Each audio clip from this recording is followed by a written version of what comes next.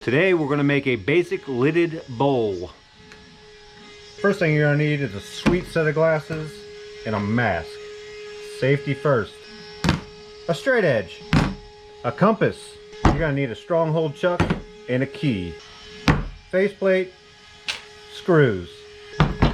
A drill. Bowl gouge. Scraper. Skew. Bowl hollower. Circular carbide. Square carbide. Carbide tools are not necessary, but they do have a clean cut. 220s, 320s, 500, 1000, 1200 sandpaper. Finishing material. Wood for your bowl. Wood for your lid and for your knob. First, find the center of your bowl.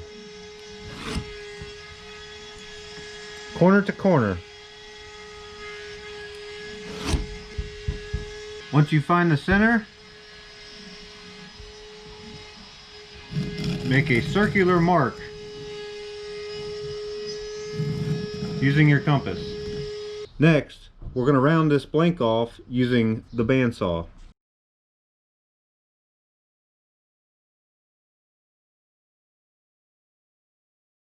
Now our bowl is rounded off. Let's attach the faceplate.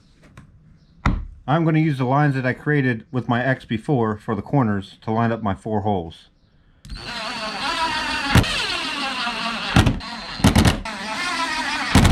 Now that the faceplate is attached, we can take it over to the lathe. Attach the back of the faceplate to the headstock. Secure tightly. With the blank lid, we can now bring over the tailstock. Secure the tailstock to your lathe and apply pressure over to the blank. Lock your tailstock in place. Now that the tailstock is applied, we want to get our tool rest put into place. Before we hollow any of the bowl, let's get the outside of the bowl symmetrical. I'm going to achieve this by using my scraper, and the lathe will be set at 1200 RPMs.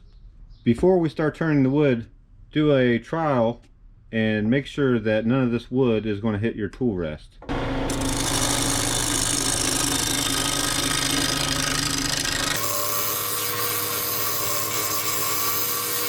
Okay, we trued up the outside of the bowl, check it for imperfections, and if you're happy with it, we can go ahead and put the mortise into the bottom side of the bowl. First, you're going to want to remove the tailstock. The next thing that I want to do is remove my tool rest so that I can rotate my headstock 45 degrees. It'll give me a better working angle on my piece rather than working over the lathe bed. If your lathe does not have this option, it's not a deal breaker, it's just a personal preference. To rotate your headstock, release the tensioner and release the lock. Now your headstock will turn. Once at the desired angle, you can lock it in place. Remember to tighten your tensioner as well. Now that we positioned it where we want it, let's make sure that our tool rest is sitting just below center of your bowl. That way you leave room for the tool. The next step is to turn the mortise for our chuck. For cutting the mortise, I'm going to be using a scraper and a skew.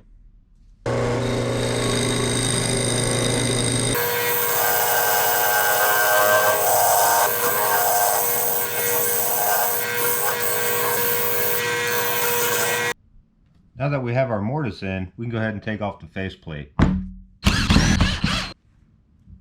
Now we're going to take it back and put it on the chuck. Go ahead and screw on your chuck. Once your chuck is secure, go ahead and add your blank. Once you have your bowl on the chuck, we are now going to be turning the side that we attached the faceplate to. This will eliminate these screw holes. I'm going to be using a combination of a bowl gouge, scraper, square carbide tip, and a circular carbide tip.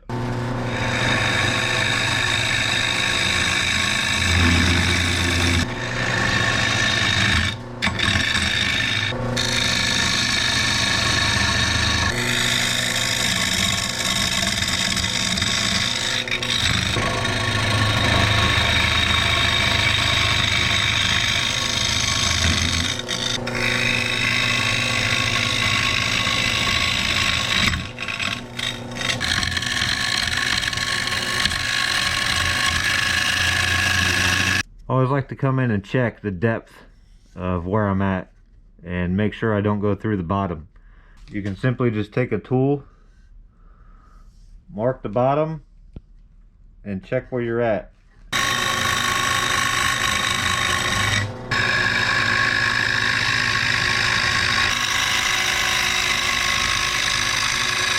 Alright, we're looking pretty good so far.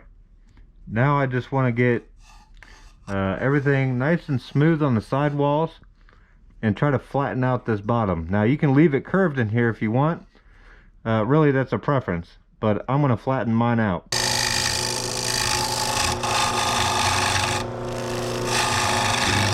After we turned the bowl originally, we put it back on the chuck, but it was slightly off center. You can't tell, but what we're going to do is come back and just true it up before we get sanding.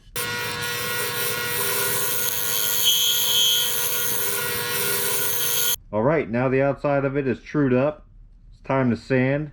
I'm going to start with 220 grit and work up to 1200 grit. When sanding, you're going to want to hold one side with your left hand and put your right hand on the bottom. The bowl will rotate counterclockwise, so it's going to want to pull the sandpaper away from you.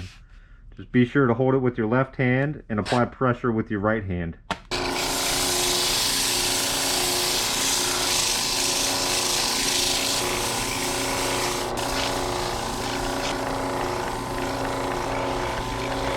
Alright, I'm happy with that. Now it's time to take it off and put on our lid.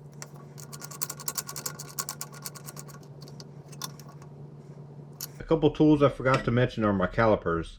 I have the inner dimension with this and the outer dimension with this. And I'm going to make some marks on here to know exactly where I'm going to end up. But I pre-measured my bowl.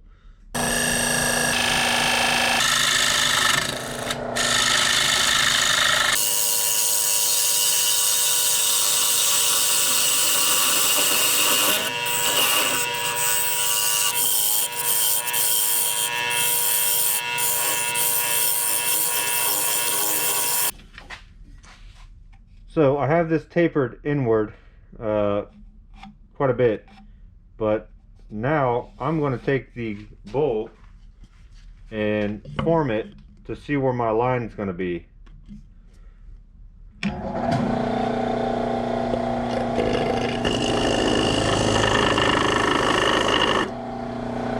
Alright, we got our line. That's where we go. So from here, I'm going to take off the parts that I don't need. I am going to go ahead and kind of burn this in place.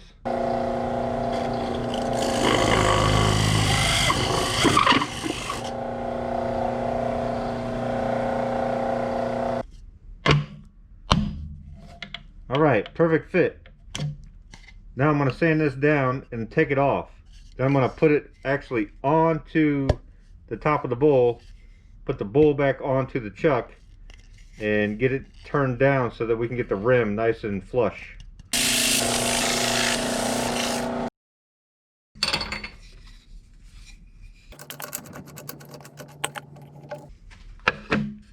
I am going to bring my tailstock over to hold it in place. Now we're ready to get this flush with the bowl.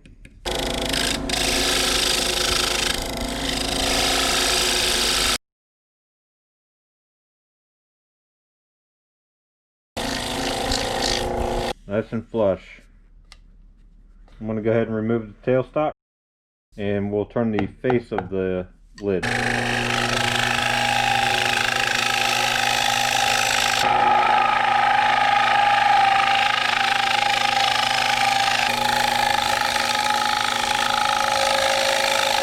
I did leave a hole where the tailstock was. That is going to be a hole that I'm going to put a screw in for the knob. Now we're ready to take it off and put on our piece that we're going to turn the knob from.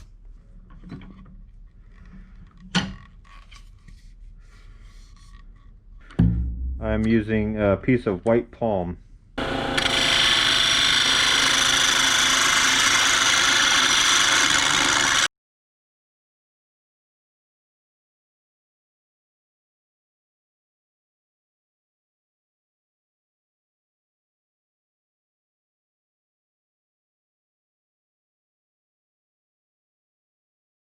Okay, before I cut this off, I'm going to sand it down. The knob's now sanded down to 1200 grit. The one thing you need to know is to take into consideration the shape of your lid. My lid is a convex shape, so I'm going to have to, when I cut this off, I can't cut it off straight or else it won't sit flush. So I'm going to have to cut it off at an angle inward. That way it sits flush on the top of that lid. Just so you know, the reason I just did that is so that I can come in with my tool at this angle. I had to get the wood out of the way.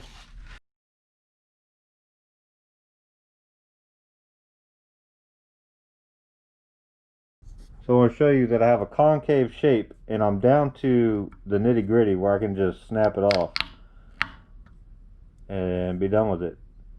Alright, so now we're to the point we need to drill a hole in the top of our lid and the bottom of our knob.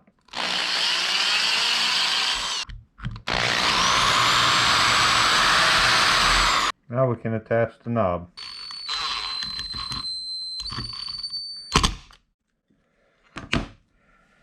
Alright, got the knob attached. Time to apply the finish.